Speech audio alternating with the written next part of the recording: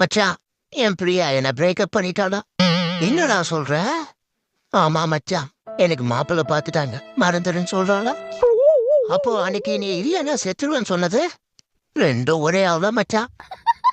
யாரோ ஒருத்தன் கட்டிக்க போற பொண்ணுக்காக ஐஸ்கிரீம் சாக்லேட் எல்லாம் வாங்கி கொடுத்து உடம்ப தேத்திட்டு சுடிதாரு வாட்சி செப்பல் எல்லாம் கிஃப்டா கொடுத்து அட்டு பேரை கூட லட்டு வீராக்கி எவனுக்கோ கட்டி வைக்கிற வெட்டி வேலை தான் காதல்.